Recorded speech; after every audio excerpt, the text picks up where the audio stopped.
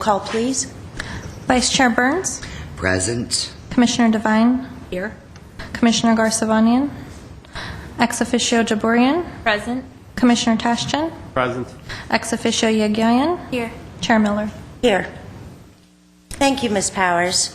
Next item on the agenda, please. At 1A, we have report regarding the posting of the agenda. The agenda for the January 14, 2013 meeting was posted on the bulletin board outside of City Hall on or before January 11, 2013.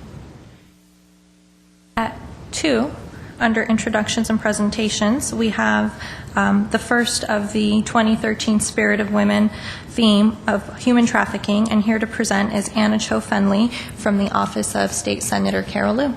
So welcome, Anna. Thank you. Thank you for having me here tonight.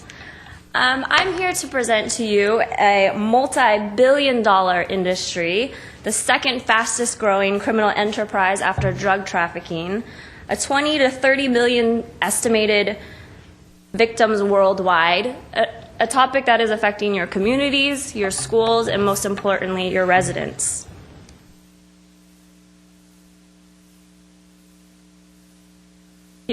Human trafficking. In 2008, right down the street off Colorado in Glendale, there was a a prostitution ring found, and two 15-year-old girls were found in a hotel room. This is just blocks away from where we are right now. In June 2012 in Burbank, Michael Mersola was found when he was having a 17-year-old girl living in his house. It was later found that he was running an entire prostitution ring with girls as young as 13 years old, where he was prostituting them in North Hollywood.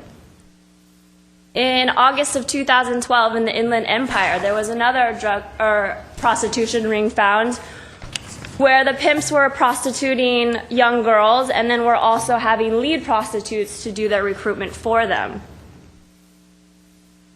The California definition of human trafficking includes all acts involved in the recruitment, abduction, transport, harboring, transfer, sale, or receipt of persons within national or across international borders. And I want to really point out that second part about the national or international borders, because when we talk about legislation later, this was not always included. It used to only be international victims, and now we have broadened it to domestic victims as well, but that has been very recent.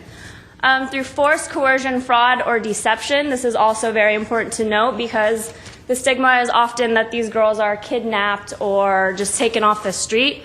This is often occurs over a false sense of love or through a relationship or through an offering that a pimp will offer a young girl saying, if you come with me, I will give you this. So there's a lot of just deceit and lying that is involved with human trafficking.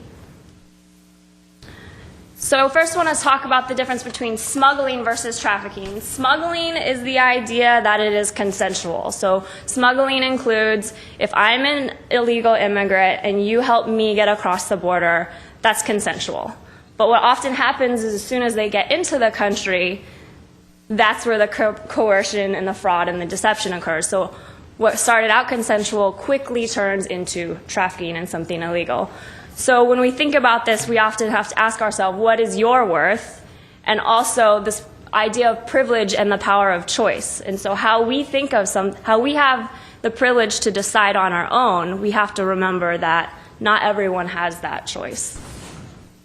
The global snapshot of human trafficking estimates around 20 to 30 million victims are involved in this industry.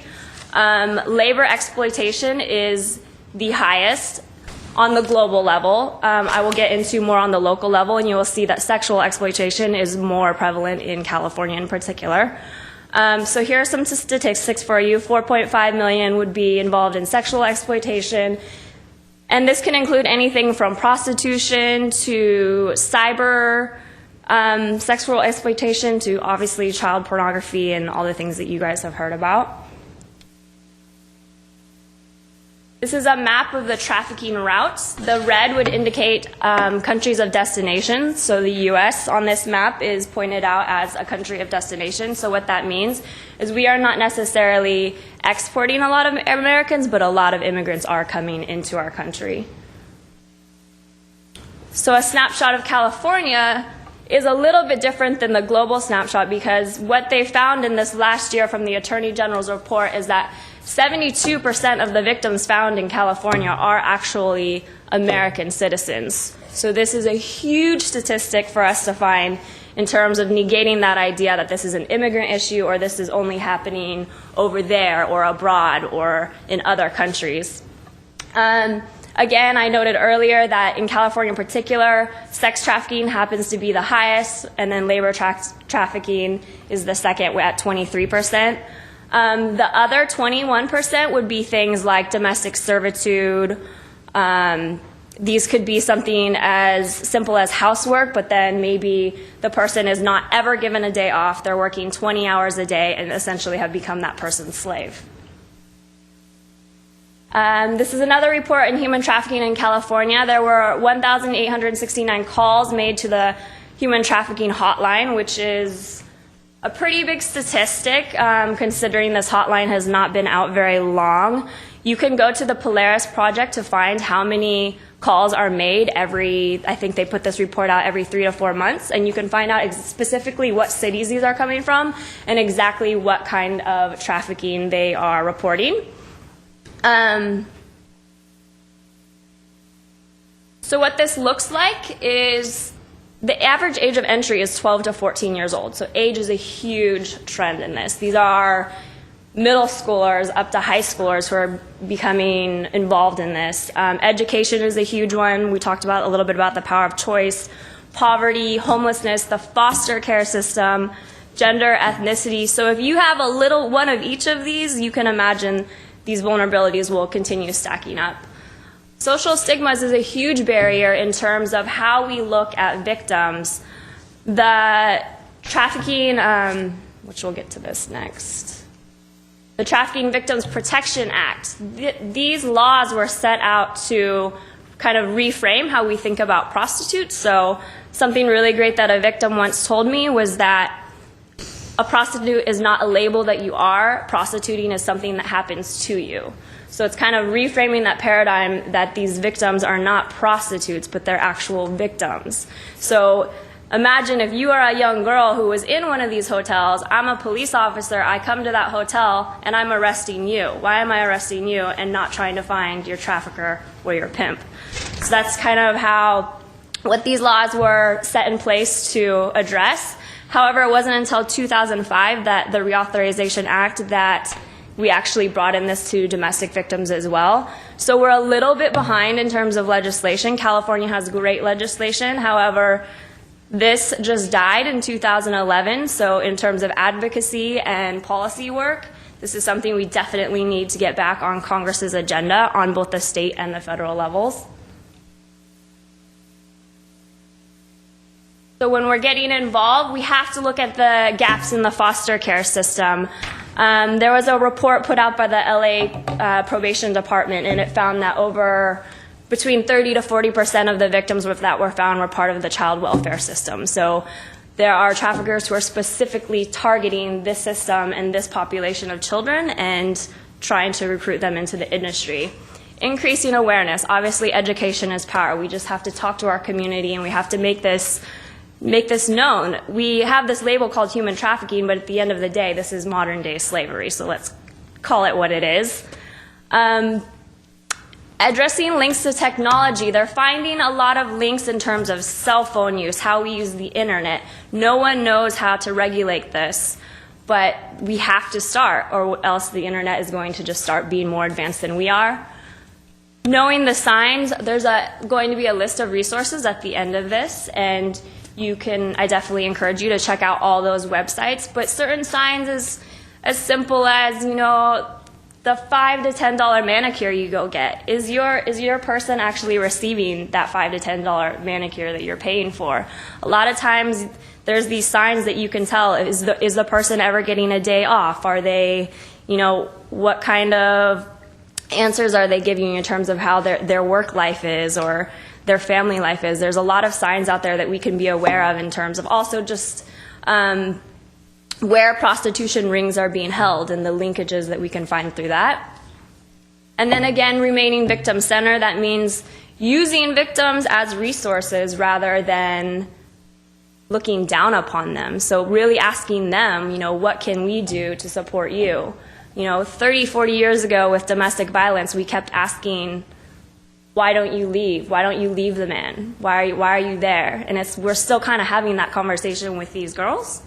So right now, it's about remaining victim-centered and being able to say, what can we do to help support that girl? And completely flipping that concept around.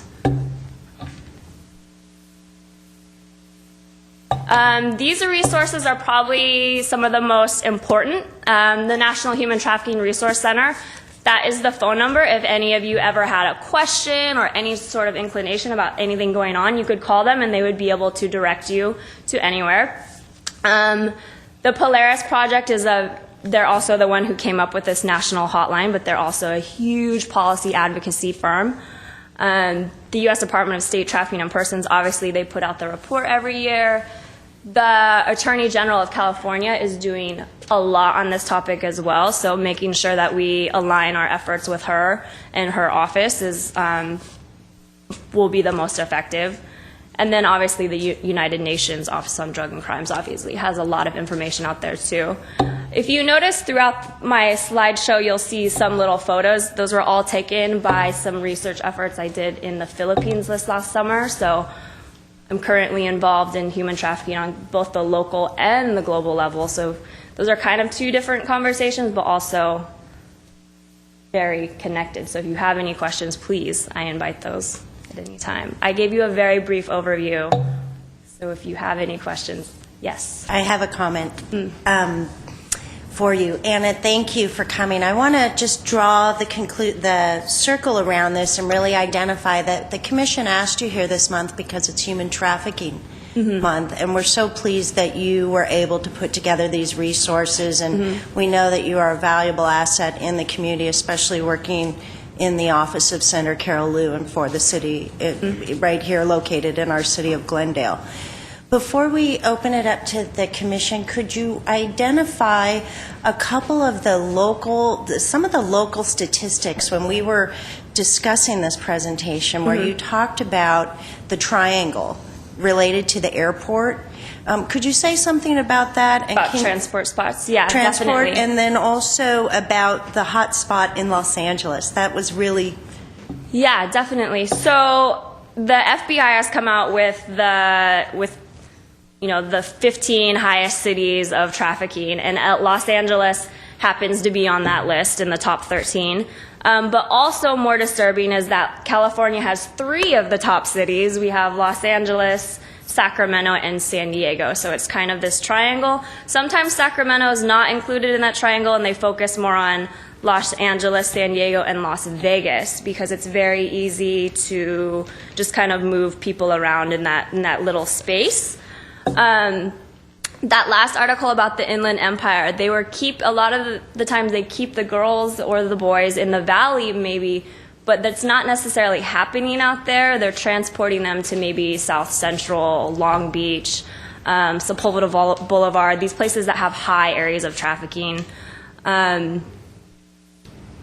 So that's why it's a little bit difficult for us to stay ahead of these pimps, is because they are moving these girls around, sometimes daily, weekly, monthly. They're not letting these girls ever get their bearings in one area, so they're moving them around to multiple areas, sometimes even up and down the whole West Coast. And so that's why in California in particular, the West Coast is just one huge trafficking line that it's very easy for them to move them up and down the line.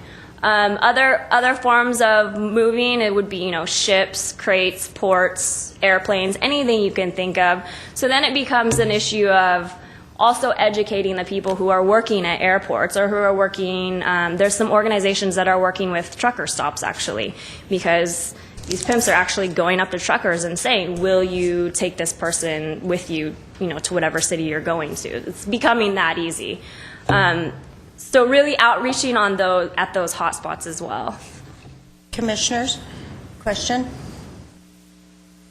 Commissioner Devine?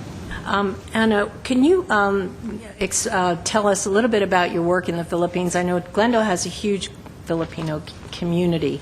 And I think if you were doing anything that's pertinent to that community, I think I'd like to know about it, and I think maybe they would as well. So I would, thank you. I went over to the Philippines this last summer with a research team from USC. USC is doing actually they're producing a lot of research from the School of Social Work and also the Annenberg School of Communications. So we were basically over there. We were broken up into teams, some of us looking more at policies, some of us looking more at the clinical aspects and working with victims. I was looking more at policies and kind of the issue of globalization and how that causes supply and demand all across the board. The Philippines in particular, this could be a really long conversation, but the Philippines in particular, if you look at their history, they have a very, very long history of oppression from anyone from Spain to the US to Mexico to China, Japan. Basically, everyone has taken over the Philippines at one point. So what has happened with this is the Philippines has created this export system of literally their own people. A lot of it is domestic labor, but like I said, the difference between smuggling and trafficking, maybe what starts out consensual ends up not consensual. So we are kind of looking at that, and that really does go beyond the Philippines, because then you see the role that everyone else is playing in this and how related it is to the economic recession, and you see how related it is to how different parts of the world are, the demand for labor, for, the shirt on your back even. So this is an issue that impacts everyone, from the things that you buy to, where your products are made. It's literally a global issue. But the Philippines, Asia in general, happens to be impacted the most. I mean, you can imagine any developing country, it happens quite a bit. But it is happening here as well. I have this afternoon, Katie Couric did a TV show on human trafficking, and it was terrific. One of the victims that she had on was a young woman from Indonesia, and she had been smuggled. She thought she was coming here to be a nanny, and for 3 years she was abused verbally. She was overworked, exactly like you described. She had 18-hour days, never got a day off, never was paid, and she finally wrote, and she even had a key to the house, but she was afraid to leave because she didn't know where to go, what to do, who to call, how to call.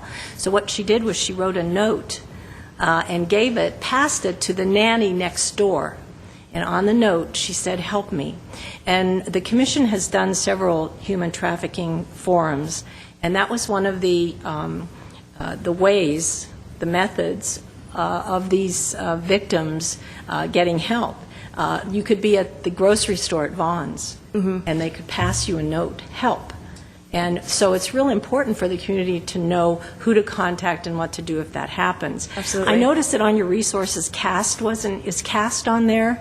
The coalition for, is it on there? No, CAST is not on there. I did more national, but Okay. yes, you can definitely call CAST. That's the Coalition for the Abolition of Slavery and Trafficking, and it's located in Los Angeles. It's located in Los Angeles, So yes. that's a big help, I'm sure, to the victims that you have. My last question to you, and you may not know the answer to this, but it is on my mind. You mentioned that the protection laws were kind of tabled. Right now, yeah, it died in Washington? 2011. Is that the same as the Violence Against Women Act? Is that part of that, or is the Violence VAWA? Against Women Act totally different? I mean, Are they they are different, but they are connected. Yeah, okay. Because I think, what you had mentioned earlier, you can't really have this conversation without talking about domestic violence and violence against women as well. They're all interconnected, but yes, they are separate. But they seem So to far, be, what I've heard is that this is not going to affect services on the ground level, but the fact that it's not even alive right now is a huge wake-up call for us. right. But I don't know if that answered your question. Thank you, Anna. Yeah. Thank you for being here. Yeah, of course. Can you also identify, when we talked about one of the hot spots in Los Angeles, you had talked about the Staples Center actually being a location where young girls, and I think about that because I have nieces who are teenagers, and I know they go to concerts there, and Do you want to add anything? Well, yep. It's happening at the Staples Center. That's a very well-known spot. That whole street, especially after games. There are often young girls. You won't recognize them though, and that's kind of another point I'd like to drive. Is these aren't girls that have some big sign on their face that says, I'm beating traffic. Like, these are just regular girls that you see at your school, or maybe even your daughters or nieces or friends. So they are just going to be regular looking girls. That is a hot spot. Like I said, Sepulveda, places in Long Beach. It's kind of everywhere. Hotels, it happens a lot. So that's not something you're also going to see. Like I said, the truck stops, it's very involved there. This is also very, very connected to organized crime. So I think that's the reason that it's becoming a little bit more difficult to tackle as well. As you know, organized crime has been a little bit ahead of us for quite a while. So those are the hot spots that I particularly know about. But of course, this is an underground industry, so there has to be more that we don't know about. Any other comments? Thank you. Certainly, we could contact our U.S. senators and U.S. representatives with respect to the DVPA Act.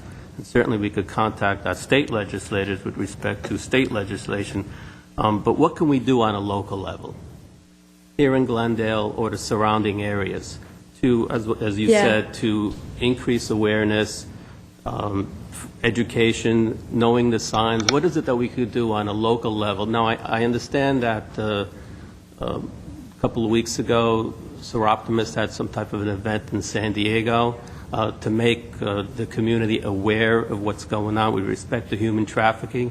What can we do on a local level with the same type of effect?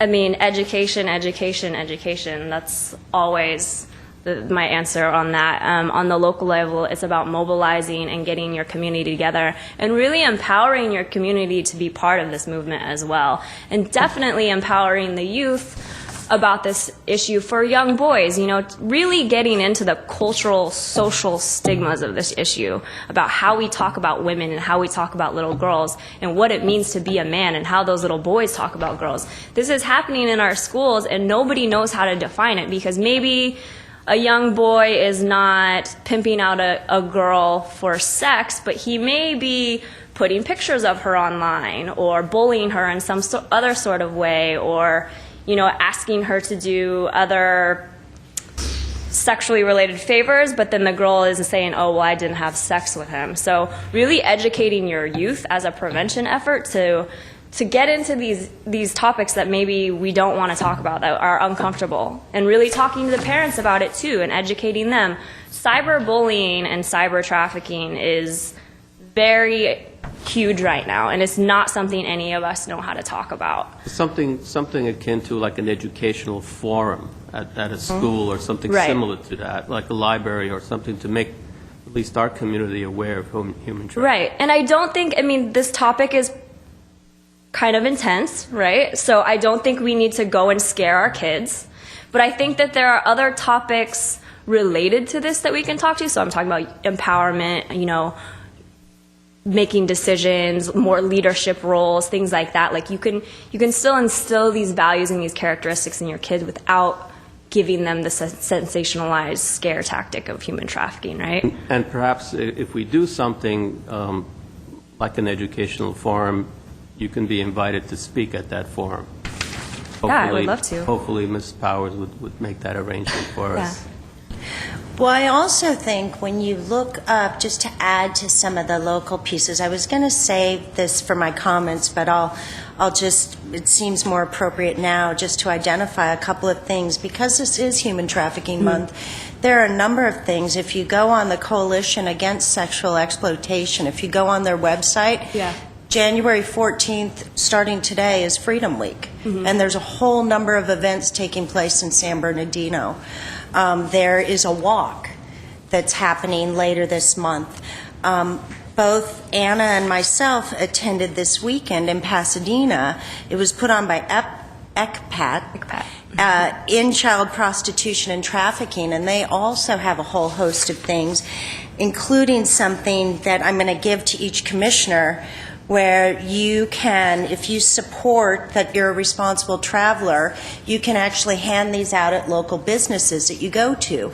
So, for example, and I know that Hilton is already a supporter and has gotten on board with no human trafficking or recognizing the signs, but we might, in our own local community, hand these cards out that says, we support the end of this violence, and do you. Right. And so I have one of these for each of the commissioners, as many as they would like. Yeah, so just spreading the word as well, you yourself.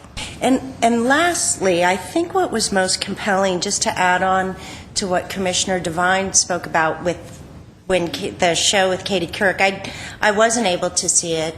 But what was interesting is that story was very similar to some of the stories we heard this weekend, meaning that so many people come to America, the land of opportunity, and what these poor countries, what happens is their parents believe they're sending them here for a better life, and then they end up in these scenarios. So I think we could all educate ourselves by really knowing and recognizing the signs and perhaps coming together as a community to continue the dialogue. And it has to be everyone, or else it's never going to work. Yeah. It really does, yeah. Okay. The most alarming, not alarming, but frightening thing that the last forum or conference, whatever, that I went to about this is the fact that it's not just girls.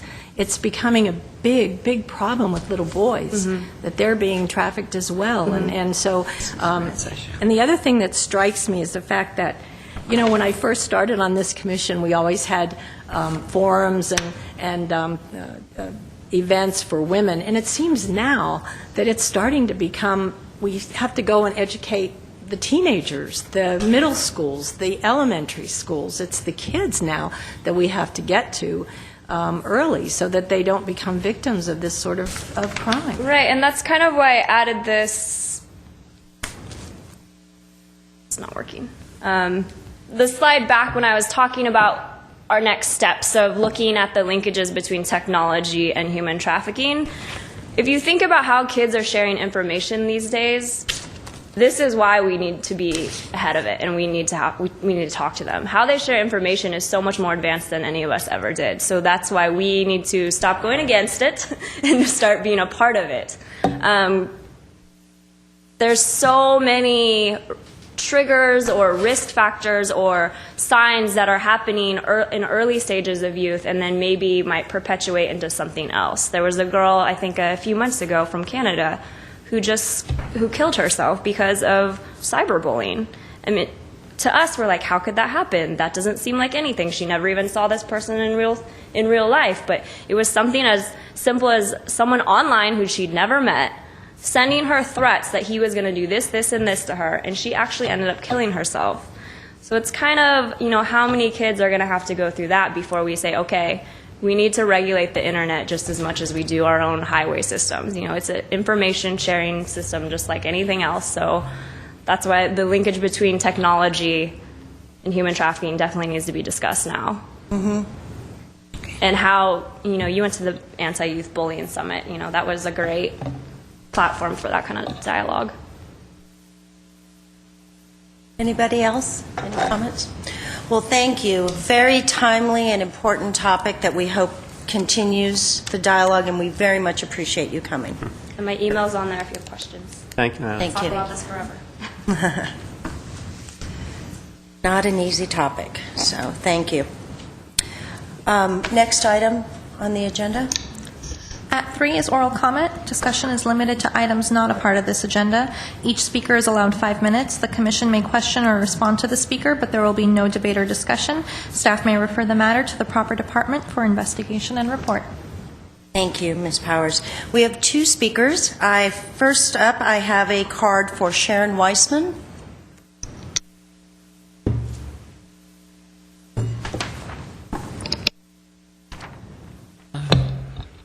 Good evening. I'm Sharon Weissman from far north Glendale, and I'm here tonight representing the Glendale Human Relations Coalition. And I want to announce an upcoming event, a teen dance called V-Day, because it's February 9th, near Valentine's Day, and it's a drug and alcohol-free event, of course, and it's Saturday, February 9th, from 7 p.m. to midnight at the Pacific Community Center. That's at 501 South Pacific Avenue in Glendale. And we're charging $5, and the wristbands will be sold before and at the door. There'll be performances by Team NOC, or a local young rapper group, and Power 106 radio station DJ Epic 12, along with other local DJs, including Eric Estrada, who graduated from Hoover only a couple years ago, so not the Eric Estrada some of you in my generation might remember from old TV shows. This is a young DJ, and his group who's co-sponsoring it, and obviously, because I'm stumbling over the names, we're letting the young people pick the performers. And for tickets and more information, you can contact Eric. And I have information on our Human Relations Coalition, if anybody'd like to contact us. And also draft flyers. The artwork is still being done, so we just have the bare facts here. And I'm hoping the ex officio members of this commission will take a few of these flyers and spread them around. And the reason we're choosing this group to announce this event is because the Commission on the Status of Women is the closest thing Glendale has to a Human Relations Commission, and working with human rights as the earlier presenter did, and we really appreciate what you're doing, and hope we can sort of provide free, fun, well, not free, low-cost, fun things for people in Glendale, for young people to do that are safe, and there'll be lots of chaperones, including us, members of the Human Relations Coalition, that are sort of grandparent age. And thank you very much for your time this evening. Thank you.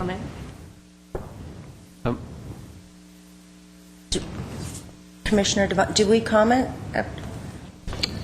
You can certainly ask questions of the speaker. Commissioner Devine?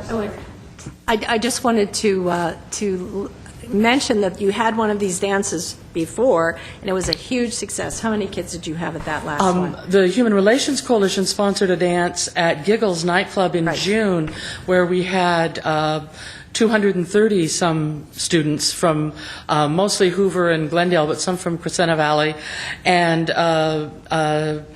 he goes by the name DJ Extradation. Eric Estrada's group had a dance at the Pacific Community Center the Saturday before Halloween in October, and they attracted 400 and some students. So we're very thankful for, actually it was city staff, well, I'll give him credit, Walter Alvarez put our two groups together and said, you know, we're trying to do the same kinds of things, and I think we'll be stronger in conjunction with each other. And we're hoping that this is the start of a number of events, not only dances, but other kinds of things to, you know, because not all kids like to dance. They're, you know, sports and, you know, other kinds of activities young people like, and we want to try to fill in the gaps that the city with limited budget can't always provide enough activities, and we're hoping to fill it out. And some of these DJs are also, you know, they're aspiring performers and they want to showcase their own work. And we have one of the young men is from Burbank and one from Echo Park, I believe. So it's regional, and again, we hope to attract, because of the Human Relations Coalition angle, we're hoping to attract, you know, all the various ethnic groups in the arena and have them interacting in a fun, positive way and making good relationships. Thank you. Thank you Keep for up your the good question. work. Anything else? No, thanks for calling us a Human Relations Commission. That was very nice. Thank you very much for coming and making that announcement. Okay, our second speaker is Ciara Libaridian. Okay. Good evening, Chair Miller, members of the commission, and staff. My name is Kiara Libradian, and I'm a member of the Armenian Relief Society, whose headquarters is here in Glendale. I'm here today to just invite you all to attend the second annual 3-day Winter Wonderland Festival. Last year, we brought real snow to the children of Glendale. So this year, we're planning on having twice the amount of snow so that parents can enjoy the snow rides with their children. And we're going to have twice the amount of rides as well so that, we don't have long lines, and there will be, there'll be enjoyment for the entire family. And are you going to clip? Okay, and here's a clip of last year's festival. Come and enjoy the ARS Winter Wonderland 3-day festival. It'll take place Friday, January 25th through Sunday, January 27th on the grounds of St. Mary's Church at 500 North Central Avenue in Glendale. A chance to play in real snow and rides and games for all ages. Great food and entertainment. Admission is $3. For more details, call 818-500-1343. Come and have a great time. See you there. Okay, so all the information is there, but just to clarify, it'll be Friday, January 25th through Sunday, January 27th, and it'll be great for, quality time to spend. Oh, the times will be, on Friday, the times are from 4 to 10 p.m. Saturday, the times will be from 11 a.m. to 11 p.m., and Sunday, it'll be from 1 to 6 p.m. because of church services. And that's it. Thank you. Thank you, Kiara. Hopefully, it'll be a little bit warmer, because with the snow and the cold, it's like really the experience of living in a winter wonderland. That's the whole point. How exciting. Well, thank you for coming to our meeting and announcing. Any questions? Okay, thanks. Okay. Next item on the agenda, please. At 4 is consent items. A is the approval of the minutes of the special commission meeting held on November 19, 2012. Are there any changes that the commission would like made to the minutes, or is there a motion to approve the minutes as presented? I'll make a motion to approve the minutes as presented. Second. Is there unanimous consensus, or unanimous? Next item on the agenda, please. Thank you. At 5 is business agenda. A is action items. Great. Item 1 is consideration and discussion of the 9th annual Jewels of Glendale 2013 budget. As we move into the business agenda, I actually would like to take the items out of order since our speaker is here for one of those. So could we bring up item 5A4 at this time? Sure. At under 5 business agenda A action items, item 4 is consideration and discussion of sponsorship requests from the YWCA Glendale, and at A is a motion providing direction regarding the sponsorship request. Chair Miller, members of the Commission, the YWCA of Glendale has submitted a sponsorship request to the Commission on the Status of Women to help support a 3-day workshop for women veterans. Lisa Raggio is here with us from the YWCA to discuss the impetus for bringing a women veterans workshop to the Y and to the community, and is here to provide the Commission with some options for sponsorship.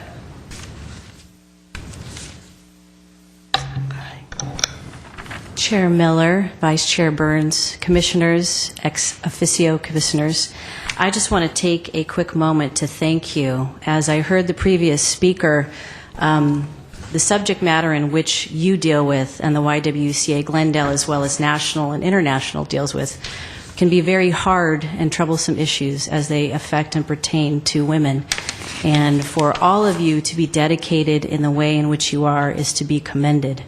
We greatly appreciate it, and for your past support in our city, for your continued support onward, just know that we're very thankful, and I think we are so grateful to be in a city that has such a healthy and robust commission coupled with our YWCA Glendale so that we can mutually support and work on issues that affect women and continue to lead this good fight that we lead. So I would like to bring to your attention what is in the report that I think all of you received. And that is just to give a brief background and analysis in what you see in the first paragraph. On May 16th last year, Chair Miller and I attended a meeting at Glendale Adventist in which we heard the mayor of our city address our need and importance of veterans in our community. As it happened, both Chair Miller and I felt mutually the same way in that we should be addressing the needs of veterans in our community. As it worked out, we both sought to form a coalition with the mayor and to look at how we can address the needs overall of veterans in our community, raising advocacy and awareness, either developing or enhancing programs and services that we currently offer. But in addition to that, because of what we do and what Chair Miller does and the rest of you do with the Commission on the Status of Women and Girls, as well as the YWCA Glendale, one of our major pillars is to empower women. And so this led the onset of conversations that would explore the needs for female veterans.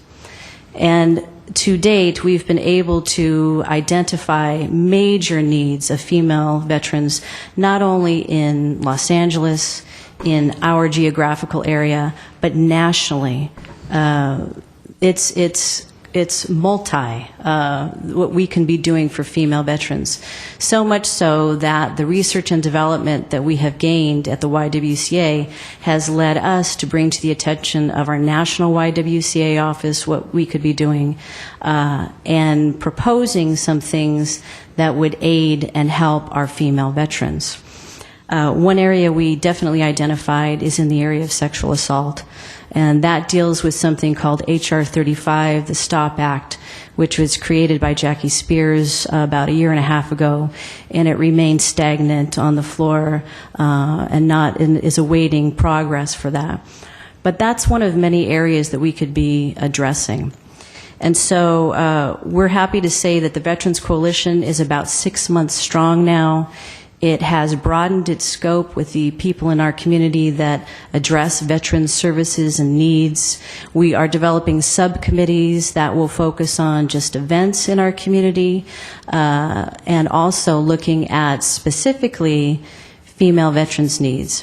One of the areas that we're working on is having the veterans representative at our junior colleges working with the USC area of social work, which has in our country, USC has what's called the Center for Innovation and Research for Military Families and Veterans.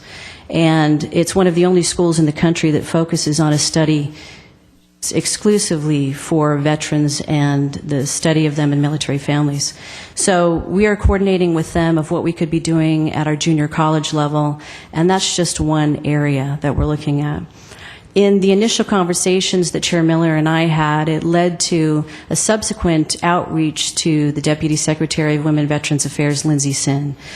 And I have to say, about 5 months ago, she was so pleased to receive our phone call and letting her know that the YWCA Glendale wanted to know what we could do in our state locally, but also what we could be used statewide for addressing the needs of female veterans. When I told her about the Commission on the Status of Women in our community, she was so delighted to know that we, A, had a relationship, and B, the work that you've done thus far. I think you all are aware that at the state level, the Commission on the Status of Women with the Deputy Secretary of Veterans Affairs and that unit is working collectively together to address the needs specifically for female veterans. So she was very pleased to hear about our relationship. She also was encouraged to know that there was an opportunity for us to be doing things together in the future, and she wanted to foster and cultivate that. She has been to the City of Glendale twice now. She attended the last Veterans Coalition meeting. She was extremely pleased to see our progress in such a short amount of time. She has identified a few communities in the state of California that she would like to focus on a part of her strategic plan. And she looks at the city of Glendale for the progress that we've made in such a short amount of time as being one of the cities she would identify in 2013 for moving forward and progress of what we could do for female veterans. We're working hand in hand with her. We were so pleased that she called us after that initial site visit and said, I have this amazing workshop that I've identified called Leading with Grace and Resiliency, and it's offered by a company called Synergos. And she said, I really would like the YWCA Glendale to host this facility, to host this workshop.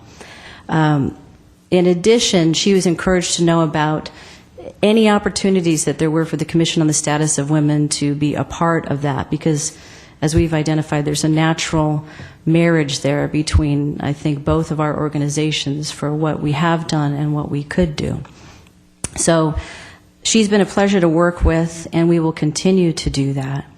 Moving on to the Leading with Grace and Resiliency workshop, I've been in constant contact with the military team coordinator, who is the facilitator, one of the facilitators for this event, and I've been so encouraged to know the things that they address in this workshop. The selected women, and we hope that most of them will come from local areas between Pasadena, Glendale, Burbank, Los Angeles, but some are coming from back east. And these are female veterans that have been identified as having great opportunities for leadership in their future, but have somewhat of a troubled experience as their transition from soldier to civilian.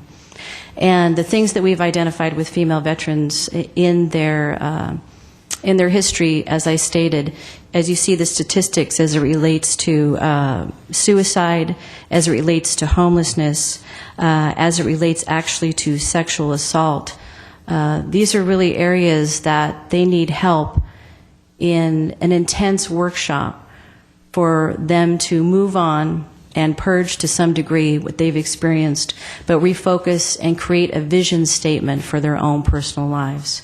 I've been very impressed with Synergos. It was recommended by Deputy Secretary Sin. Not only can you read about what they're offering in this report, but if you go to their website, there's a couple of videos that you can find online, and it's very impressive to hear what they have to say about the outcomes, about how these women transform in these 3 days, and how they are when they first come into the workshop and when they leave. When Chair Millen and I discussed opportunities that we could have for partnership in 2013, I thought that this was a natural, we both did, a natural fit for these organizations. One thing we've talked about in that Veterans Coalition is how the ideal is to make the city of Glendale a veteran-friendly community, and especially for female veterans, so that at some point we become known as the place where they're treated well, with respect and dignity that they deserve, and also as a resource capital for them to know that they can get what they need and to have even some hands-on experience with people in our community. So one of the things that we're asking you to consider, if for you to join in our venture in this workshop, is the ability to provide for them things that they otherwise couldn't be provided for. So Menopause the Musical approached us with the YWCA Glendale and said they wanted to help us in any way they could and highlight female veterans. So one of the things that we wanted to offer, and we've already have this approved by the military team coordinator, is an opportunity for all of those female veterans to go to a fun night out. These workshops are intense, and they're in those workshops from 9 to 5. And then afterwards, we would like to offer them the opportunity to have a nice night out and to remember Glendale not only as where this emotional change was made, but they also were able to experience a really nice time from our community. So there's an opportunity, one, for The Americana will put on a reception prior to the Menopause the Musical event. They have indicated to us that they have what's called the Great Room at the Americana. It's a very nice setting. I have the information from Amici's restaurant in which they could provide the beverages, the food, and here is one of the areas that, for your consideration, you could sponsor for those female veterans and the facilitators to attend that event. There's a second opportunity with Menopause the Musical that you could provide sponsorship so that all of them could attend that night. And it's the same night. It would be after the reception at the Americana. But the producers of Menopause the Musical had said they will make it extremely nice for the female veterans. There would be a special reception for them, a meet and greet with the cast, a salute from the stage in recognition for their service, and also some fun things built into that night that would be directed exclusively for the female veterans. They also indicated, if you look at your report, there's a flyer that there's a copy of this, but you'll see how it's recognized February 27th as an evening special reception for our female veterans. They are happy to change the wording on that, and they are happy to state that that is sponsored by the Commission on the Status of Women for the female veterans for the February 27th date. The sponsorship request that we are asking for the Great Room at the Americana is $875. And outlined there is what that would cover for the female veterans to attend that event. The second opportunity is for the amount for the Menopause the Musical, and that is for $1,560 to sponsor the female veterans and the facilitators to attend the event at Menopause the Musical. And then the third area in which we are looking for sponsorship is for the meals and beverages to be covered during the workshop. So the price that you see, not to exceed $3,000, but the quotes that we've obtained thus far all indicate that it would be well under that. But that would cover the cost for food and drink. You have your breakfast, your lunch, beverages, and a snack covered then for those 3 days. So outlined at the end of your report is indicating the 3 opportunities. You have your 3 options. And as the alternatives are considered, there's an opportunity to combine a couple of those. For instance, if you were considering sponsoring both the Americana reception as well as the Menopause the Musical reception, you could combine both those figures and the whole night would be sponsored by the Commission on the Status of Women. That would have an opportunity then for you to present at the Americana. In the Great Room, we would have an opportunity for the Commission to be represented to speak, as well as have our Deputy Secretary of Women Veterans Affairs speak, acknowledge one another, and we would have the same opportunity at the Alex Theater with Menopause the Musical, as well as anything in marketing materials and the flyers that could be redone. I just want to further identify that any monies that would be raised, if there was consideration for more tickets to be sold and monies realized from that, 2013 is for us the year of the female veteran, and there are going to be many opportunities for us to support what we could do for them. In our agency, we've identified the need for the continuation of this particular workshop. We're looking at it being done quarterly in our community. We're also looking at what we could take from that particular workshop and put into programming that would be ongoing for our female veterans. We've already identified in our community the need for female veterans to have a place for their children to go while they have their educational outlets, or using our computer lab while we take care of their children. And by the way, this particular workshop, what we're able to provide is free daycare for those female veterans for those 3 days for their children at our facility. So there are many opportunities for us moving forward with what we would do for any fundraising as a result of any of these endeavors. And we respectfully request your consideration of what has been noted here. And again, we just appreciate your partnership historically in the future. And I want to personally thank each and every one of you for what you do to raise awareness for women's issues, and that we work together in a lovely way. So thank you. Questions? Thank you. Thank you for coming and presenting. Opening it up for Commissioner comments. I have a question. Lisa, well, you've done a yeoman's job. You've done a fantastic job on all of this, the work on this committee. Do we have any statistics on how many female veterans we have in Glendale? It is something that we're working on right now. In fact, I just developed a questionnaire that I sent off to Glendale College. I'll be meeting with Pasadena City College, because all the information that I've received thus far in research and development has led me to generalities for Los Angeles, Southern California, because it being one of the most populated veterans areas. The women that I've met who were referred to me by Deputy Secretary Sin are all women who have said there is a great need and there's many female veterans, but you'll find people who are offering veterans services, they're very hard to quantify. That's another area of need that many of the women, if they're prompted with a question such as, are you a veteran? They usually don't answer that they are a veteran. If you ask them if they've served in the military, they will say yes. But a veteran to them means A, a man, and B, that you're in combat. And so they automatically think that they're not a veteran. So there's some tools that we're changing. We're working with those service providers to get those numbers, but it's something that we're working on. And what I could do is forward to you in general what Deputy Secretary Sin has provided us for statistical information in general for Southern California.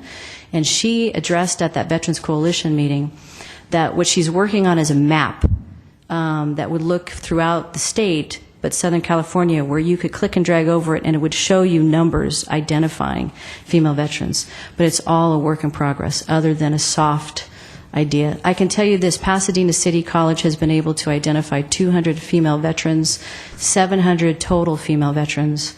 We're working with Glendale College to get better at quantifying their numbers. In general, they have 300. And I'm very excited to say, as Amy knows, we recently formed a YWCA student club on the campus of Glendale College. At the same time, there was a veterans club established on the campus. The veterans representative and I are working together in order to find out more of what the YWCA student club can do for the veterans on the campus. We know that the vice president of the Veterans Club, Veterans Student Club, is a female veteran.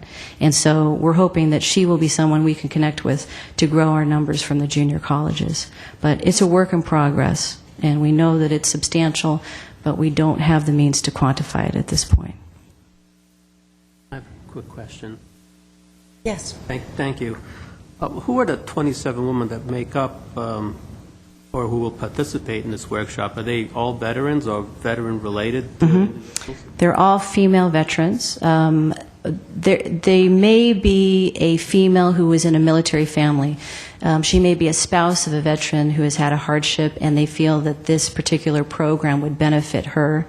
However, so far, those that have enrolled at 15, we have 10 more spaces, are female veterans. What we're hoping to do is to get the rest of the 10 from our local area. I'm sorry, 4 of them so far are local. So we're hoping that the majority of them are local so that we can start with this seed of female veterans in our community or, surrounding area, and continue these conversations with them to build about their needs and take assessments on them as we develop the programs in the future.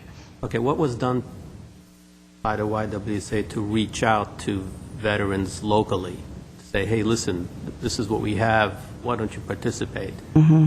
And if we're only getting a handful, I don't know how productive that is. A handful of? Veterans that are willing to participate or who have enrolled. Well, it's still open. We just started to aggressively seek the female veterans. So Chair Miller and I, in that Veterans Coalition meeting, we've done a good amount of things to identify and to work with groups in the communities. For instance, we are partnering with the Verdugo Job Center, the EDD. They were the ones who first brought to our attention the need for child care for veterans. We found that the junior colleges are a great hub for veterans and returning veterans. And because when they're coming back and they have opportunities to be educated or retrained, it's the junior colleges that are helping them to facilitate that process under their GI Bill. We are working with the USC social work. That school, there's a collaborative that meets monthly. I participate in that group, and I email them probably weekly. We're working with the county, who has an arm up here who provides the services for the veterans in our community. We have many things in place that are building an infrastructure with the right, I think, areas and organizations to be partnering with. Between the Job Center, the local colleges, USC, Social Work, the Center for Innovation and Research on Military Families and Veterans, we're continuing to grow that. So again, it's about 5 months old. And with that, just with that attention, what we've done in 5 months, it was able to garnish the attention of the Deputy Secretary of Women and Veterans Affairs, as well as us working with the Volunteers of America, which is the second largest service provider for veterans in Los Angeles other than the VA. And, of course, the VA is who we're working with as well. I may seem uninformed. Is there a reason why this is occurring in February and beginning of March? That was at the request of the Deputy Secretary, as well as Synergos, the group that's doing it. Is there a Veterans Month that's coming up? In March, there is the third week of March in the state of California is considered the Military Women's Week is the third week of March. But this was what Deputy Secretary Sin wanted as far as when it was to happen. It could be strategically that the group believes that coming to California at that time is a good time to start in February. And again, part of what their plan is to develop this quarterly based upon the outcomes of this particular workshop. Was November considered the month of November? I don't know. I know that it could be in the future. I just know that I think that 3 months ago they wanted to put something quickly together or to set a date for it in the beginning of the year, and they felt that the end of February was the most appropriate time, probably for their facilitators as well, to travel here and to facilitate the workshop. I'm just thinking But perhaps... if I may just provide a little background, Commissioner Tashjian, on this, I think, you know, in the bigger scope of things, keeping in mind the timeline of the 5 months. 5 months ago, this coalition in Glendale came together. Long before that, we've had many groups who have been passionate in our community about veterans and have been providing services and doing an excellent job.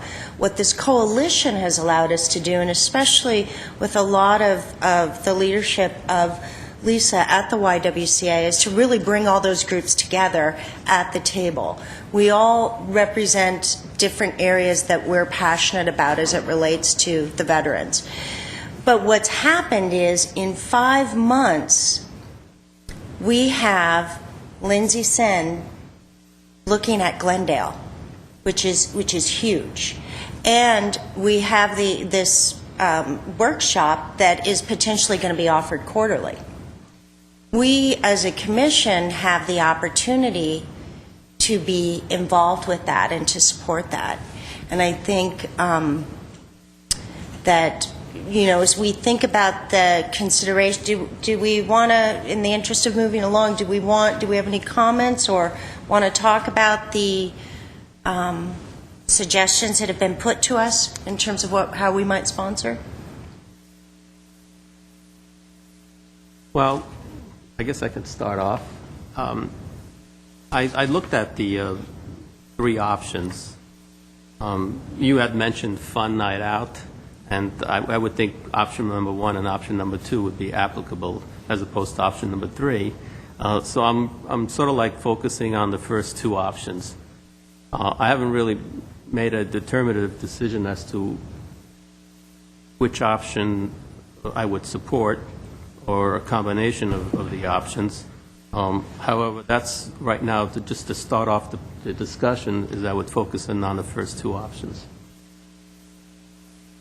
Commissioner Devine? Okay, let me say that when I first heard about this idea of this workshop, I just was praying that the commission would somehow be involved, and I'm so happy that we have the opportunity. When I read the options, immediately number one was a go. I would definitely say let's support that with the full amount. And after hearing you talk about, I was a little bit iffy on the Menopause, the musical. I've seen it. It's fabulous, but I didn't know how it would relate to the vets. But then when you mentioned that it is a fun night out, it is kind of just a laugh a minute, and this is probably the release that they will need after being in an intense. So I would like to, my recommendation is that I did the math, and it comes out to $2,400 for the reception and the tickets, and that would be my recommendation. Go from there, I guess. Well, and I think also, if I may just add one comment, it is really what became.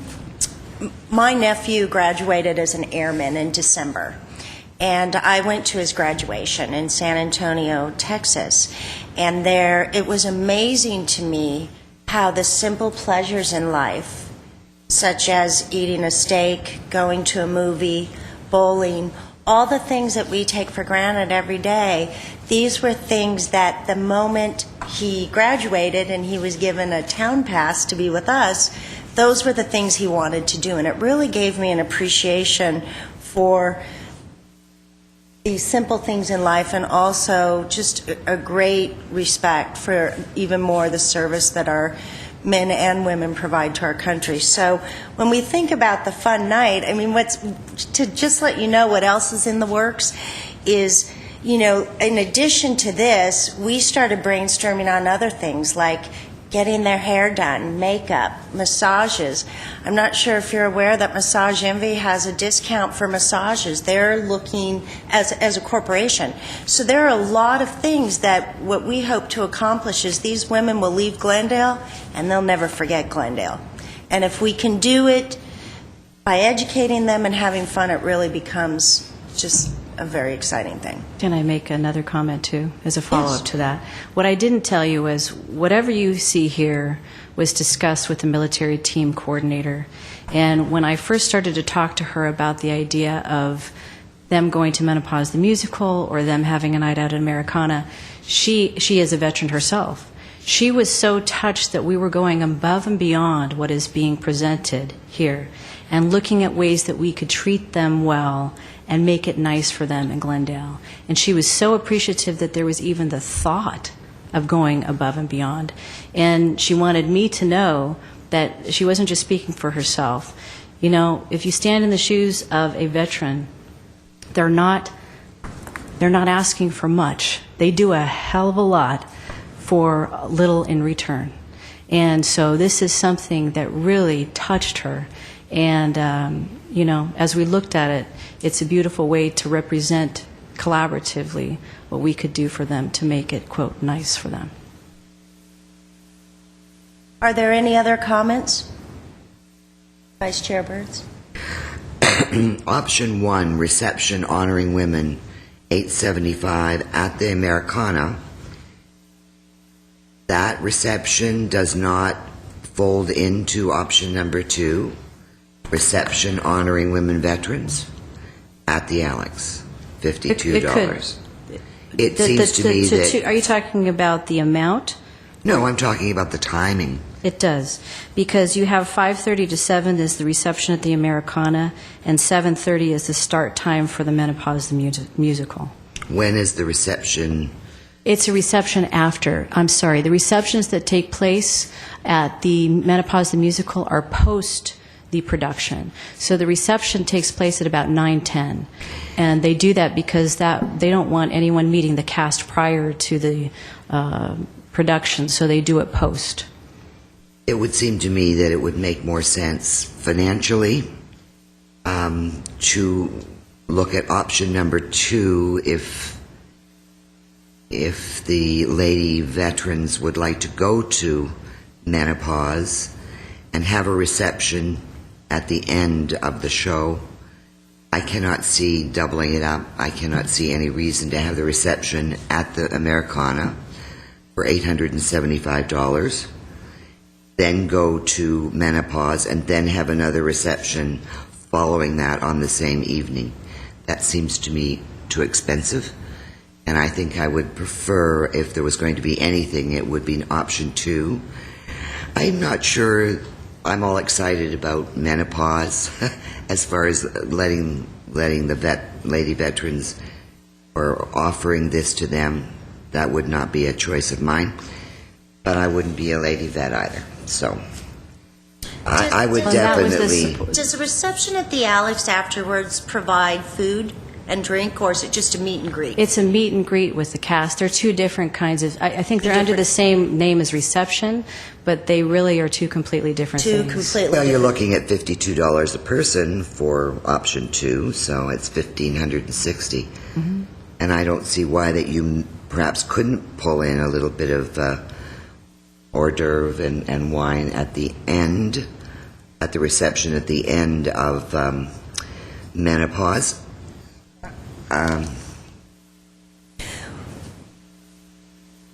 That's too much money as far as I'm concerned.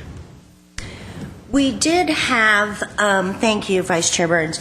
We did have a, just in terms of tying in other commissioner ideas, I do want to remind you that Commissioner Tashtian, you had at one point wanted to do some sort of reception like this, and when this opportunity came along for a reception such as that at the Americana with wine and cheese and food and a way to provide them dinner, it seemed like a great opportunity to kind of incorporate a number of ideas. That's not dinner. It's food, it's dinner, it's a meal. No. It's hors d'oeuvres, it's... Hors d'oeuvres and wine is not a meal. $25 a person is not what I would consider to be a meal. I can tell you what it includes, if you'd like. Is that helpful or no? Sure. Okay. So it includes mini pizzas, vegetarian spinach and ricotta quiche. I can't pronounce it, but it's beef rice balls, as well as red and white wine, beer, soft drinks. That's the food fare prior at Americana. Yes. Chair. We have a comment over here. It's my opinion, taking this group to the Americana, number 1, is a treat in itself. And it's invaluable. I think it's just a fun place. It's a beautiful place in Glendale. And I think to have a reception here at that location and invite those that you have on your VIP list to meet them and to speak with them before and to just kind of mingle is worth, again, more than $875. I think that's the least amount that we should be worried about. I think the Commission has funds. As far as the musical goes, again, it's a relief. It's funny. They're all going to be they're not going to be my age, and they're not going to be your age, Commissioner Burns. They're going to be young women in their probably 30s and 40s who are going to be experiencing this. So not only are you teaching them something, and especially the fact that they're not going to be alone in this process of menopause, but they're also going to be laughing about it and having just a terrific time. So that would be my reason for kind of opting for the two events. Chair? Yes, thank you very much. Commissioner Tashtian. The wine and cheese event that I had in mind was something separate and distinct from this. However, after thinking about it and listening to the commissioners, I'm wholly in support of option number 1. I think it's a great idea. I think it should happen. I think our role should be clear, and we need to make sure that the Commission is involved and is sponsoring it, and you indicated will facilitate the program for the evening. So I want to make sure that's clear. With respect to option number 2, We have the funding, and we've been trying to reach out to the community in order to spend some of the monies that we have. With that in mind, and with following up on what Commissioner Devine said, I will support option number 2 also. The $2,435, I think that's doable, and I think that's something that is not unreasonable. It may be a little bit high, however, I think I would vote for it. That's my recommendation. Madam Chair, has anybody approached Amici's to comp this? I have. They have declined to do that. So the restaurant has declined to do that. Has anyone approached the Alex to comp the tickets for the Lady Veterans? Yes. And they offered the $52. What would As it a ordinarily discount. be? 75. 75 across the board? I think that would be the first tier that it would start at. Yeah, these are This quite is good orchestra. seats. These are the orchestra seats. But Chair, perhaps if we finish, perhaps we can put it to a vote. right. So do we have a motion? I'd like to move that the Commission on the Status of Women support the YWCA in their effort to present this program for the women's vet in the manner of option 1 and option 2, $875 for the reception, and what is it? $1,560. Thank you, I can't find for the tickets for the menopause musical. Do you have a second? I'll second it. All those in favor? Okay, I think I'm going to need you to take a roll call on this. Vice Chair Burns, No. Commissioner Devine, Yes. Commissioner Teschen, Yes. Chair Miller. Yes. All right. Thank you very much. Thank you for Greatly coming. appreciate it. Thank you for coming and providing that presentation, and we will be connected. Chair Miller, if I may, at this time, having identified options 1 and 2 as the means of support for this sponsorship request, option 1 does offer an option to sell 10 additional tickets at a profit. Would you like to set this at this time, or perhaps designate a member from the commission to figure that out at a later time with the YWCA? I think the idea is that you have, you've agreed to comp up to, if I'm not mistaken, 35 tickets. The room holds 50. So if you wanted to maximize the attendance in the room, then you can certainly add additional people, but at a cost. But or you can limit it to the number of individuals that you've identified by way of honoring the veterans that you've. Who would they be? So my options are today to... What we're looking at is the capacity of the room and accommodating 10 additional folks. Yes. So if it pleases the commission, you can certainly open that up and sell additional tickets. I believe, if I'm not mistaken, your ticket cost is $25. So you can either leave it at that same value, or you can increase it, or you can just do nothing. So if we open up the discussion tonight, do we have to come to a conclusion tonight, or is it agreeable if the commission decides, yes, we'd like to go forth with it? You can do that. Can we go You as can far set- as that? And Yes, or you can set a different time to consider it, but considering the timing and your ability to reach out to folks that you may want to sell the tickets to, it may be best if you decided sooner rather than later. Okay. And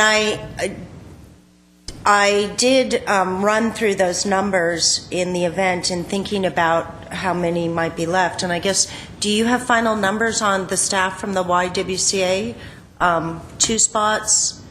Yeah, I think that we'd be comfortable just with 2 spots. 2 spots. So that gives it, okay. I think if the commission is so willing, I think what I'd like to do is to have us consider going forward with, yes, we do want to open these up to additional spots, and it would be on a first-come, first-served basis, but I think that we still have time. The February meeting, it's 10 spots. Our 15 next spots. meeting is the second week in 15. February, correct? I think if each of us goes out and generates an interest with 2 people, we're going to come back and have a motion, or Is it 10 or 15 spots? 15. is it 15? It's 10. 10 spots. It depends upon what you refer, if you're looking at the report, I know that it has a capacity of 50. There's up to 30 from the Female Veterans Program. There's 2 from the YWCA, and you have then the reserve is for what you would feel best. Okay. And let's include the Deputy Secretary as well. Yeah. It's in. So And then of the mayor. I agree. That's. So I think we- there's opportunities to extend it to other people in the community as you wish. That would be a part of that kind of reception, a VIP. Perhaps that's something we can be able to discuss and deal with at a later date. That's what I think we have to get that final number and come back. Yes, Commissioner Devine. Can't we just say that I don't know why we have to put it off. I just think that perhaps we can just say, if we can sell the 10 tickets, fine. If we don't sell them, that's okay too. And that way the problem is solved today, and we can all go out, and if we sell the tickets, fine, and if we don't, it's no loss to us. Correct? Am I correct? Yes, except that there's a little bit more thought around that, meaning that, there was perhaps some discussion about if those tickets would be sold at the cost. This is a reduced cost for these female veterans, from what I understand. For the Americana reception? Yeah, that was my understanding. And so we were looking at if we wanted to perhaps use those 10 spots to help raise funds for future programs, like we might auction them off. There's going to be, so it can be as simple as that, Commissioner Devine, or it can be more complicated depending on where the commission wants to go with this in terms of how we use it. It's your discretion. Then are we looking at the 7 Women's Commission members as part of the attendance? That's how we got to 10. Yes. So you got up to 40, yeah. Mm-hmm. That's how I got to 40. Right. So you're saying, So we're at 10. you're saying, are we part of the 10, or are we part of the, however many we're paying for? Oh, no, so we'll have to be paying ourselves. This is what you're saying I'll now. reference Christina from the information I 40 provided. people we're paying ourselves, yes, but that's how we got to the number 40 for the capacity. Well, then we're going to have to sell the 10. So that's done. We're going to sell the 10 because here we are. Okay, so. Great. Okay. Okay. To whom? Go ahead. Would you like to set a price for the ticket sales at this time? Or would you like to come back in February for that? Go ahead. My next question, is this a fundraiser for the commission or for the YWCA? It's for Fine. female veteran programs. Right, Money goes into a fund The for... money will go to the YWCA. To use specifically for female veteran programming. I think this is something that we should discuss at the next committee. I agree. Okay. With that being said, I think that we are going to, we know we have 10 spots, and we're going to come back with a further discussion at the next meeting. So everybody be thinking about it. Thank you. Thank you very much. Thank you. All right, next item. Returning to item 1 at the business agenda, at 1 is consideration and discussion of the 9th Annual Jewels of Glendale 2013 budget, and at A is a motion providing direction regarding the 9th Annual Jewels of Glendale fundraiser.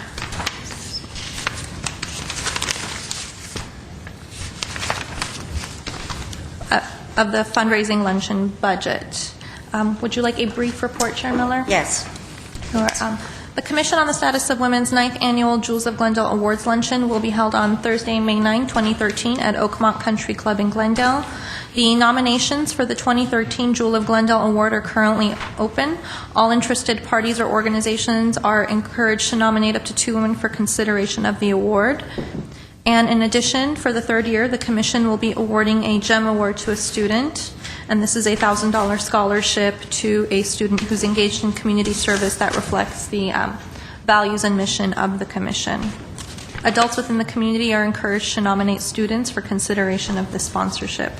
Nomination forms for both awards are currently on the Commission's website at www.ci.glendale.ca.us/women, and the deadline to submit nominations is February 1st at 5 p.m. For this luncheon, the sponsorship levels have remained similar to those of last year, with the highest sponsorship level, the Diamond, set at $5,000, and individual tickets, adult tickets, at $65. Sponsorship packets will be sent to previous sponsors and award winners and will also be posted on the Commission's website. And as seen in Exhibit 1 of your reports, the proposed cost for the 2013 Jewels of Glendale Luncheon is $12,645, given that the Commission has 250 attendees. This cost will, of course, increase or decrease according to the final number of attendees. And all costs and revenues associated with the Jewels Luncheon will come from and go to the main CSW account string. That concludes staff's report, and staff respectfully requests direction regarding the proposed budget and any other further direction regarding the Jewels Luncheon. Thank you. All right. Are there any comments? So we need a motion to approve the budget? Okay. Yes, please. Okay, I'll make the motion to approve the budget for the 9th Annual Jewels Glendale 2013 as proposed. Second. And if you could have roll call, please. Absolutely. Vice Chair Burns? Yes. Commissioner Devines? Commissioner Teschen? Yes. Chair Miller? Yes. Thank you very much. At 2 is nomination and appointment of delegate and alternate commission representatives for the National Association of Commissions for Women, which is known as NACW, and the Association of California Commissions for Women, known as ACCW, for the term of January 2013 through December 2013. At A is a motion to appoint a commission delegate for NACW. At B is a motion to appoint a commission alternate for NACW. C is a motion to appoint a commission delegate for ACCW, and D is a motion to appoint a commission alternate for ACCW. Chair Miller, would you like a brief report? Yes. Since July 2004, the Commission has been a member of the 2 major associations which support commissions on the status of women, the National Association of Commissions for Women, NACW, and the Association of California Commissions for Women, ACCW. The NACW holds an annual convention during July and affords the opportunity for a delegate to vote on behalf of each member commission. The 2013 annual conference is scheduled from July 24 through 27 in San Jose, California, and more information will be provided when it becomes available. The ACCW holds 4 quarterly meetings per year and asks that each commission select a representative to vote on behalf of the commission during the business portion of their quarterly meetings and their convention. These quarterly meetings and an annual or biannual convention, depending on the year and the agenda at hand, is held. 2 of them are on-site meetings, one being concentrated in the northern part of California and one in the southern part of California. And 2 of the meetings are teleconferenced to provide more commissions the opportunity to participate without the burdens of cost, without the burden of travel costs. The next ACCW meeting will be held on Saturday, January 19th from 10 a.m. to 3 p.m. in the New California Commission on Women and Girls offices in Sacramento. The duties of the delegates, regardless for NACW or ACCW, are to cast the vote of the Glendale Commission on the status of women in good faith representation. This implies that the delegate will vote according to the articulated position whenever possible, utilizing individual judgment and collaboration with the alternate and other commission representatives to come to good faith decisions for the good of the commission, the city council, and the city. The NACW and ACCW delegates who attend a meeting may be asked by other commissioners to give an oral report to the commission at the following commission meetings. And the commission procedural guidelines provide that the chair and vice chair are the official spokesperson for the commission. However, for the purposes of selecting a designee and an alternate, any commissioner may serve in these capacities. At this time, staff respectfully recommends that the commission nominate and appoint delegates and alternates to either of the associations. That concludes my report. Thank you. Thank you. So we have 4 commissioners here and we have 4 spots. Is that? Yes. Anybody so moved or so interested to nominate themselves for either the national or the state? I'll nominate myself for the state. In the Delegate? As an alternate. delegate role? Or an alternate. Depends on where they are, where these meetings are. How many- So, go ahead. Well, it seems like the ACCW is meeting Saturday the 19th in Sacramento. Right. Is it once a year? Is that when they meet? That's their, Commissioner Tashin, that is their, one of their quarterly meetings that they're holding up north.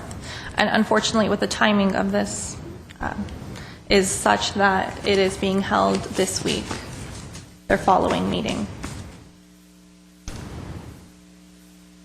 Is anybody going to that? May I? Is anybody going on the 19th? No, I'm No. not. Commissioner Devine? Just to answer your question, they meet twice up north and twice south. They try to alternate so that everybody has an opportunity and is able to get to at least 2 of the meetings. And 2 of them are via teleconference and 2 are actual And physical. now they're, yes, now Right. they're doing teleconference calls. So Exactly. it's, I don't, 1-1 and then 1-1. I wouldn't mind serving as an alternate for the state, though at national would be very difficult for me. You also, we have to look at when and where they're going to be held. The teleconference, I believe, was quite interesting. I sat in on one of them for about 2 hours, and there was a lot of discussion between people that I did not know. So I did have trouble following some of the things that were being discussed, but In the interest of time, if I could, Vice Chair Burns, because we have 2 delegates who've already identified themselves. Now, so we have the state, we have a delegate. As I heard it, we had Vice Chair Burns say she would be the delegate or the alternate, and we had Commissioner Tashian say he'd only be the alternate. So I think we're good there. Now we're left with the national.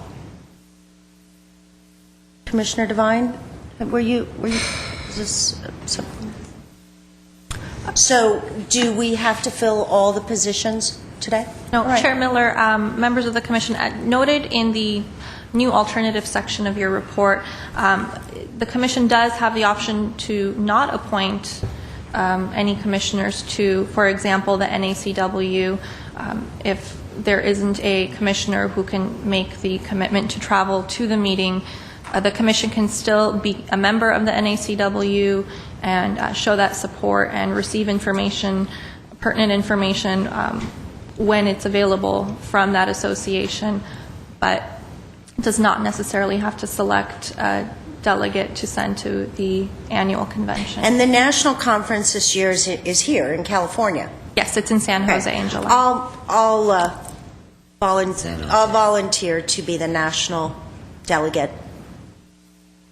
So that being said, we have a state delegate, we have an alternate, we have a national. Any interest in the alternate? yeah, I'll do the alternate to the state, Thank you. national, yeah.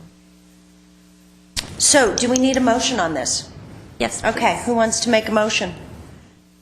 Do you want them taken separately? No. Let's take them all together. Make the motion that Commissioner Burns is our delegate to the State Association on Commissions on the Status of Women and Girls, and Commissioner Tostian is our alternate, and for the NACW, the National Association of Commissions, Chair Miller is the delegate, and Commissioner Devine is the alternate. I'll second that motion. And I imagine it's unanimous. I think. So we're going to move forward. All right, next item on the agenda, please. Thank you. 3 is consideration and discussion of the 2013 Commission on the Status of Women events. At A is a motion providing direction regarding events in calendar year 2013. And Chair Miller, if I may, just by way of introduction, this item was brought at the request of Chair Miller to be placed on the agenda to seek input from members of the Commission regarding potential events for the 2013 calendar year. The intent of this item is to facilitate dialogue amongst commissioners regarding new event ideas for the Commission in the upcoming year. No specific action is being requested from the Commission at this time, but a motion is there should the Commission want to take action on anything. Thank you. And if I may, Commissioners, just in providing more background on this, this part was added to the agenda simply to allow us the opportunity to open the dialogue. I know that many of us as Commissioners are very involved in this community and so many other groups, and we know different speakers and make those suggestions. All I wanted to do was invite each of you as a Commissioner and our student commissioners to make recommendations for future agenda items. The way that we are able to do that is any suggestions that you have going throughout the month, each month, please forward them by email to Ms. Powers, and she will put them together. And as we set agenda each month, we will do everything we can to take into consideration and add what it is and where you'd like to go in the shaping of this commission. When we look at February, what I would like to just ask and invite is February, can I move to the calendar on this? Can I move to that item? Yes. Innovation, women in engineering and sciences. If we think about that topic and if we think about all the people or we think about that suggestion, I believe that came from you, Student Ex Officio Yegan. Okay. So what I would hope you would be empowered to do is to work really hard to think about who we might have come speak before us so that this becomes really interactive in terms of all of us as commissioners going out and getting people who have for suggestions we made on this calendar. I've actually already spoken to one of the mentors on my old team who works at JPL, and she gave me a few different names of people that she believes would be perfect to speak for us, and I'm actually just got it yesterday, so I'll forward it over to you. Fantastic. Okay. So that's just a little background on that. In the interest of time, if there's no comments, we'll move on to the next topic. Okay. Thank you. Next item on the agenda, please. Yes. At 5 is consideration and discussion of support for Senate Bill 59, and at A is a motion providing direction regarding drafting a letter to Senator Evans. Senator Evans and California legislators in support of Senate Bill 59. May I provide a brief report to the Commission? Yes, please. At the beginning of this year, there was a 3-year-old rape by impersonation conviction in Southern California that was overturned by the 2nd District Court of Appeals in Los Angeles. Under the current law, which was written in the 1870s, a person can only be convicted of rape in a situation if they are impersonating a victim's spouse. In this particular case, the woman was not considered a victim of rape by impersonation because the attacker did not pretend to be her spouse. He pretended to be her boyfriend. This caused California Women's Caucus Chairwoman Noreen Evans of Santa Rosa earlier this year to introduce Senate Bill 59, an act to amend Section 261 of the Penal Code relating to crimes and to declare that it is to take effect immediately as an urgency statute. The existing law provides various circumstances that constitute rape, including an act of sexual intercourse accomplished with an individual who is not the spouse of the perpetrator, where the individual submits under the belief that the individual committing the act is the victim's spouse. and that this belief is induced by artifice, pretense, or concealment practiced by the accused with the intent to induce the belief. Senate Bill 59 would instead provide that this type of rape occurs where the individual submits under the belief that the individual committing the act is the victim's sexually intimate partner. So essentially, SB 59 is updating the language to exchange the word spouse with sexually intimate partner. The Senate bill is co-signed by Lonnie Hancock. She is the Democratic Senate Public Safety Committee chair from Berkeley, including 11 other state senators. And according to the Los Angeles Times, the California legislators and the state's top prosecutor have said that they will work to overhaul this law. Exhibit 1 of your reports contains the Senate bill in its entirety. Should the Commission choose to support Senate Bill 59, staff at this time is seeking direction from the Commission in consideration of making a recommendation to City Council to consider submitting a letter of support for Senate Bill 59. Should the City Council then choose to move forward and submit a letter of support for Senate Bill 59, that letter would be placed into the analysis for this bill, which will stay with the bill as it goes through the State Senate and State Assembly for approval.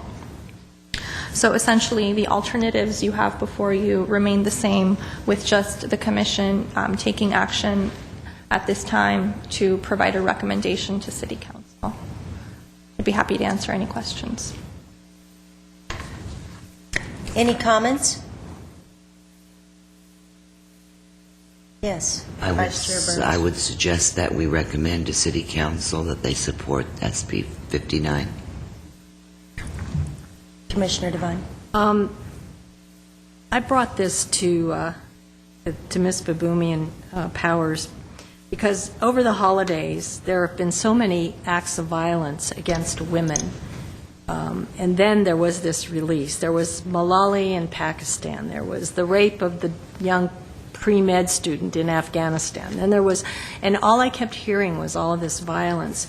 And then when this a rapist was set free because of this old law, I thought, we should arm our representatives with support for changes in these bills that have to do with violence against women. We just heard Anna when we talked about the Human Trafficking Act, and then I asked her about the Violence Against Women Act, and they're all just kind of sitting in Washington. And I think this is a way that we, as a Women's Commission, can let our legislators know that we see what's happening and that we are concerned with what's happening and that we want to be a part of the movement to change what's happening.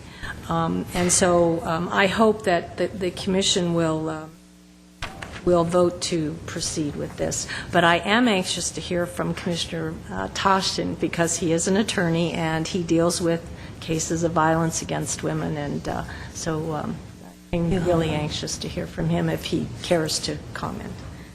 Don't have to. I'm just Sure.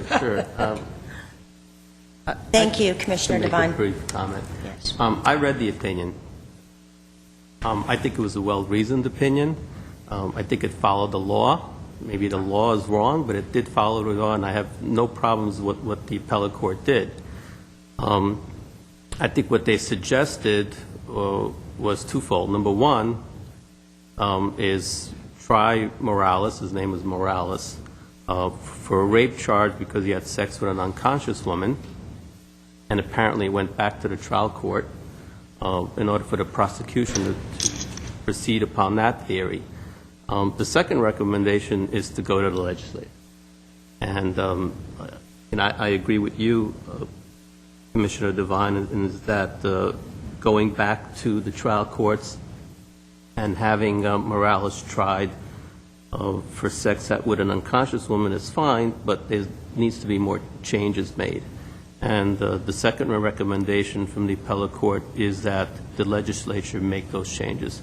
And I'm with that, and I'm for us supporting Senate Bill 59 and sending a recommendation to a council for a letter to go forward to the Senate.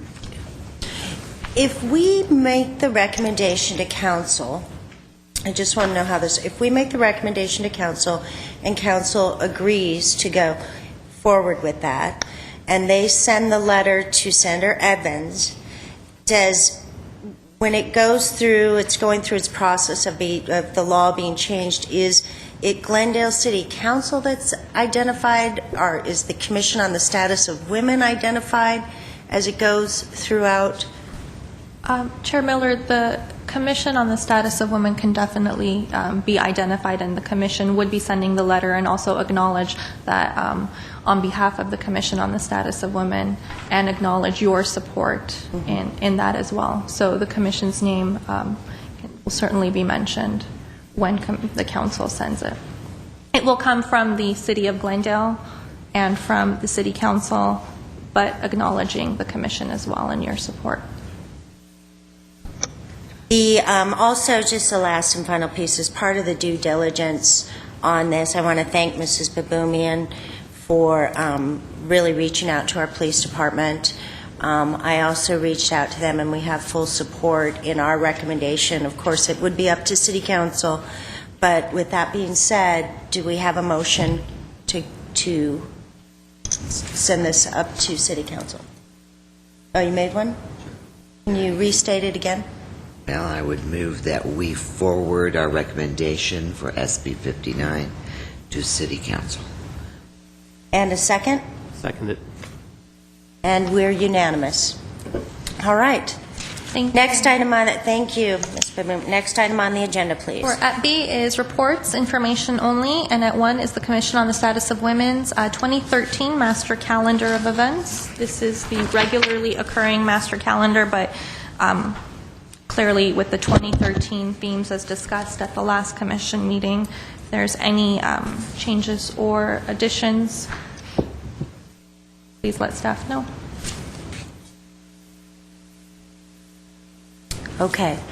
I think that we also addressed some of these calendar issues in the previous agenda items. So with that said, next item on the agenda. Or at 6 is Commission and staff comments. Okay. Starting down here, why don't we start with student ex officio, Yegian? Just like to say that I'm really excited for the new year, and I know that we're going to do a lot. Commissioner Tashian? I second that. I have a couple of thoughts for 2013. For the last several months, I've been thinking of a wine and cheese event.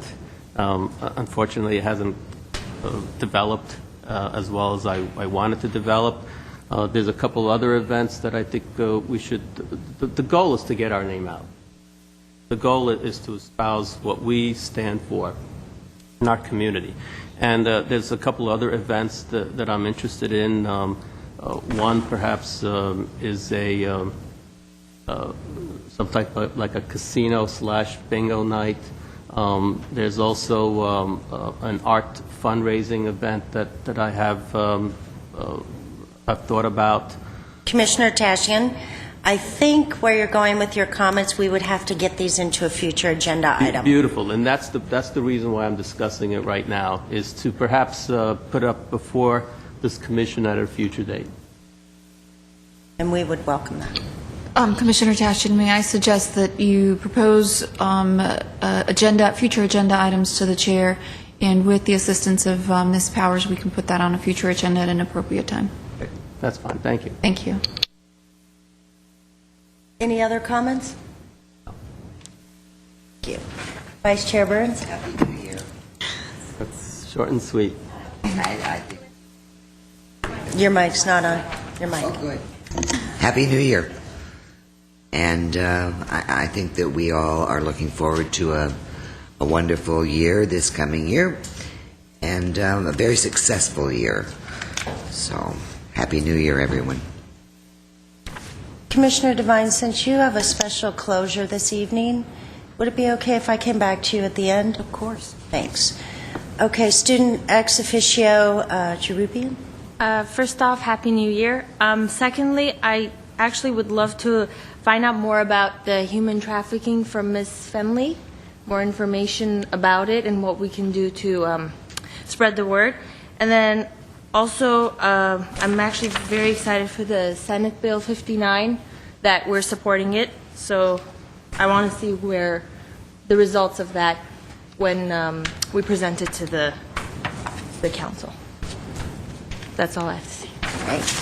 I'm going to go ahead with some of my comments. I first off wanted, just in terms of taking care of the business and identifying and speaking behalf on the commission, we want to thank the Seroptimus International for their generous grant to us in December. Commissioner Devine, Vice Chair Burns, and myself attended the luncheon. We were very happy to be there. It's in support of Camp Rosie, and we're very grateful again for our community partners. So thank you to the Seroptimus International.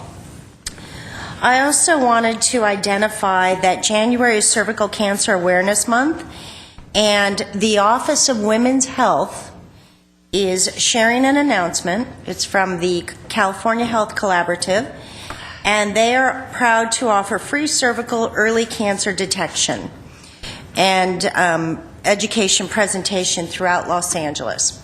So if you want to reach out to them, they are, again, the Office of Women's Health. You would look them up, the Office of Women's Health, and find out where they're offering those. Also, we have a group, the Immunity Group, the Empowering Women on Overcoming Domestic Violence. They started a 8-week educational support group, January 9th. And if you have more questions about that, reach out to Armunity. That's ARMUNITY. We also have let our friends know at the Crescenta Valley Drug Coalition that they are offering, starting just this week, they're offering 3 seminars. And one is, they're all being offered at the YMCA up in La Cañada, La Crescenta. And one is on emotions, image, and companions. That's tomorrow night. On the 22nd, they have a seminar for home and the family, the caregiver. And on the 29th, they have an issue on school and special issues. So if any of those topics move you, that is the La Cañada, La Crescenta YMCA, and it is with the Crescenta Valley Drug and Partnership Coalition. A couple of other things. There is did you know that this is 40 years of Roe versus Wade? And on January 22nd, Planned Parenthood will be having, Planned Parenthood in San Gabriel will be having a celebration. If you find yourself interested in that, you would look up Planned Parenthood San Gabriel for a celebration of Roe versus Wade. I wanted to just again thank all of our wonderful speakers tonight and to identify the most significant thing that really stuck out to me during Human Trafficking Month. And I think many of the topics that have come up today, we can really, as a commission together, really be a strong advocate and a strong voice and join together with our community partners. 72% of human trafficking happens here. So while we have many partners that are really focusing on it internationally, I think what's important for us to know is that 72% is happening in the United States. It's happening to young women, it's happening to young boys. And so as we go throughout the year of 2013, we are going to continue to work together. So I know that both of our students talked about their interest in this. Let us know as a commission how we can help you to help spread the word to the teens in your school, in your college, so that we can continue to get this information out. And with that, I'm going to have Commissioner Devine, I'm going to move to Commissioner Devine, who will be identifying a nice closure for us. Well, first I want to acknowledge some of the events that I and some of us other commissioners attended last month. Happy New Year to everybody. And first of all, I'd like to congratulate and commend the ARS for their community forums that were sponsored by the Pacific Clinics. They were very well attended. They were thought-provoking and informative. I attended 2 of them. One was on stress and anxiety, and the other one was on issues of immigration, acculturation, adaptation, and generalization conflicts of Armenians coming to this country. They had fantastic speakers. That was totally, they did them at the community center. It was a packed audience. So I just want to congratulate Lena Bazoyan. She's chair of the ARS Western Region, and just keep up the good work, because that is one way of educating and raising awareness in the Armenian community. They were terrific. Second of all, 3 of the commissioners attended Senator Carol Liu's Parent and Youth Summit in December, and the topic was basically on bullying. It was well attended. Then, after we did the summit, she also had at Toll Middle School a rally to observe 12-12-12, and that was I think a Senate bill, Resolution 102, 12 seconds of silence on December 12th, 2012, to commemorate the silence that victims of bullying endure. Peace Over Violence was in attendance, and they had an entire program for the students at lunchtime, and so that was a wonderful way of raising awareness of bullying in our community. And the Safe Family Task Force, I will continue to report on their programs and suggestions. We will be bringing forward next month, Mrs. Powers, a couple of proposals for action with collaborations with the Commission, which I think will be exciting. This task force really continues to be a relevant partner to this Commission, and I know that we've talked about doing a program on human trafficking, and after today, this evening, and hearing Anna, I think that I'll definitely take that back to the task force next month. And finally, I want to acknowledge the passing of a dear friend to Glendale and to myself, and that was Shirley Darling. Shirley was a pillar of the community, involved in so many organizations and nonprofits, especially her focus was with the arts and with music. She was an accomplished pianist, and she was always promoting the arts and music in our community. She was notorious for her salesmanship. I had to relate a little to the story that someone told about her. She asked someone, she said everybody loved her, and someone asked her, or she asked a friend, why do people walk away from me when they see me coming? And he responded, because they know as soon as they see you that you're going to want their checkbooks immediately to sell them something. So that was the kind of woman she was, totally involved in everything that she did. She was always smiling. She was always positive. She was kind and friendly. She was one of the first in this community to welcome me into the arena of volunteerism, and I will be thankful to her forever. She was an extraordinary pianist. She was an extraordinary person, and Shirley Darling was a darling, and she was a jewel of this city, and she will be missed by all. Thank you.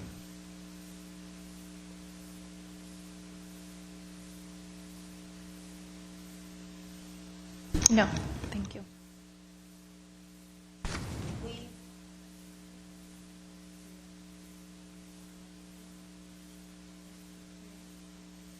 Oh, I'm sorry, We want to just previously identify that a previous action item is that the Love Is cards are being distributed this month in the high school. This is the one that the commission worked on, and it's all about what love is not and to help with teen dating and violence. So we're very pleased to have movement on this. And with that, our January meeting is adjourned. We have a motion to adjourn? All right. And with that, our January meeting is adjourned in memory of Shirley Darling.